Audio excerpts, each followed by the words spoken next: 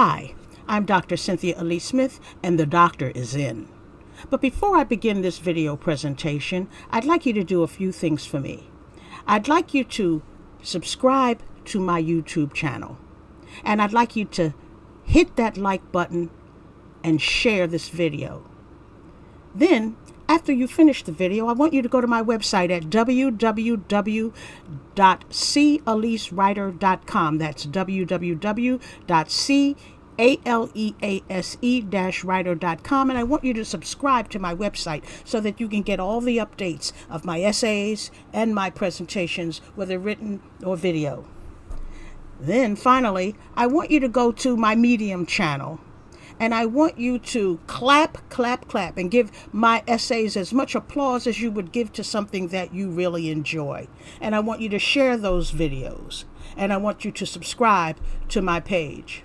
And while you're there, check out the Baldwin. I write for the Baldwin on Medium. And when you clap for me, you're clapping for the Baldwin. Thank you. Enjoy the presentation.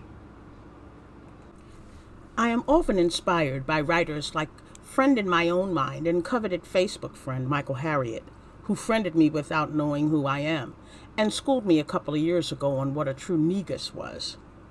For those who may not be familiar with Michael Harriot, he is a profoundly gifted writer and columnist for The Root, and often graces the television for his commentary on important issues facing the Black community, on news programs with news anchors Joy Reid and Tiffany Cross, among others. On July 29, 2021, Michael wrote a particularly important article, and one I want everyone to read, entitled, "We Need to Talk About Violence in the White Community. Seriously, we do." In the article, he contrasts the lack of discussion by white people of white violence with the consistent need for Black people to own and embrace Black violence, usually for the validation of white superiority. He wrote, "Even though history is replete with examples of white mob violence, even where there is credible evidence that white people are preparing to do what white people have historically done, and even though people who can stop it have concrete proof that could save lives, no one will say what needs to be said.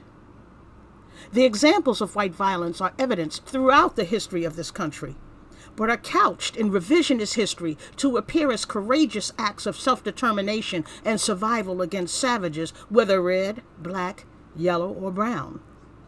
Even today, when there are so many mass murders of people to the extent where the frequency is frightening to even consider going to recreational venues for fear of mass shootings, white people will not see their violence as endemic, but simply the acts of outliers, rogues, and lone wolves."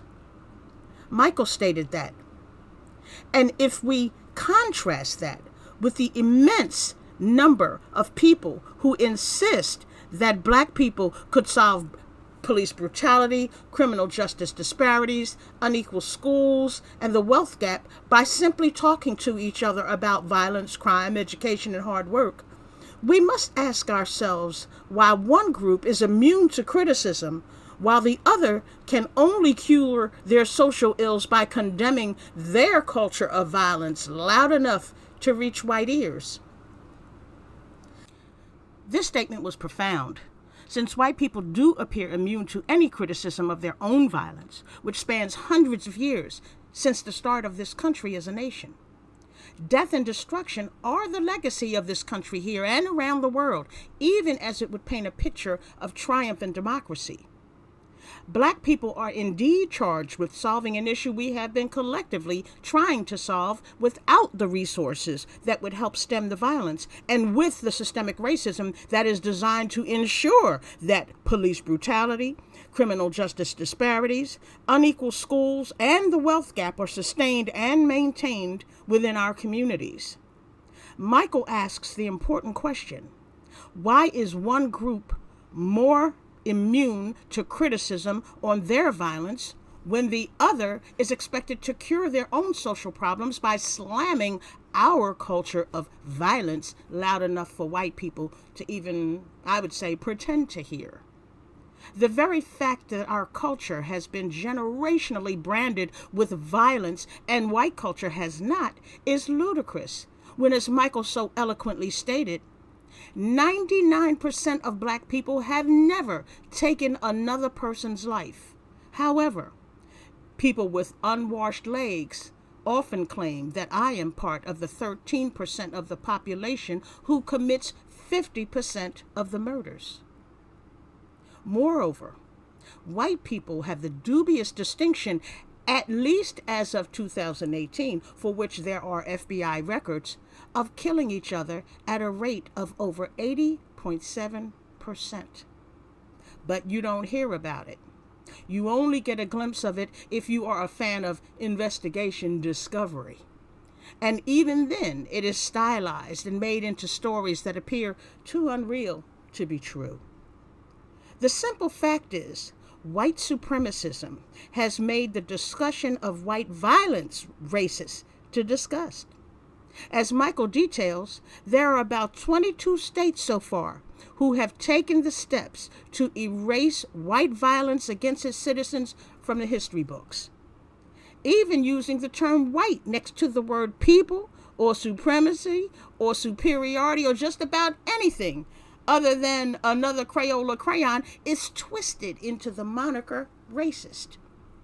I am confident there will be the usual tropes and comments on this subject and on this video presentation that attempt to brand me as a race baiter for even asking the question, why don't white people scrutinize their own violence?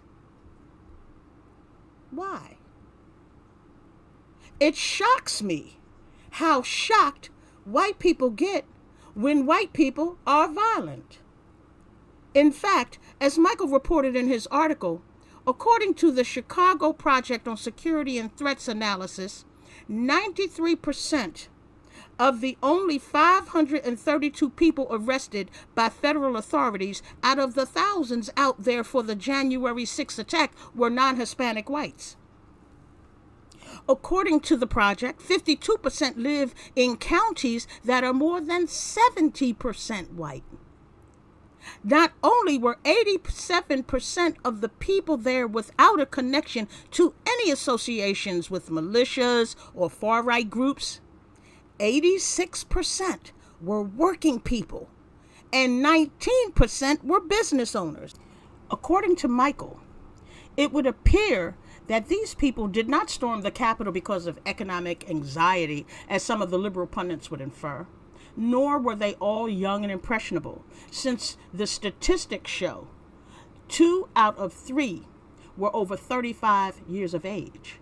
Furthermore, they were not all of the QAnon ideology, nor cultist mentality, so often given as a reason for their actions. Like Michael said, they were just white people who lived around other white people in white communities, where he stated 52% live in counties that are more than 70% white. Not only were the common excuses given for the violence specific to January 6th, there was also the First and Second Amendment rights of the insurrectionists as instructional counterweights to the lack of police and military protection provided to the Capitol, even though a known fact exists that 5 times more people were arrested during the Black Lives Matter protests. The absence of equality and a profound statement of deliberate manipulation of black culture to support a white supremacist ideology is clear. Like Michael says, there is no logical explanation for it, and I would agree. White violence needs to be talked about, fleshed out, and exposed for what it is. It has a much longer history than black people in this country, for which we were brought to work, and we were certainly the unwilling targets of it for the last 400 years. We have begun the discussion. Now it's your turn.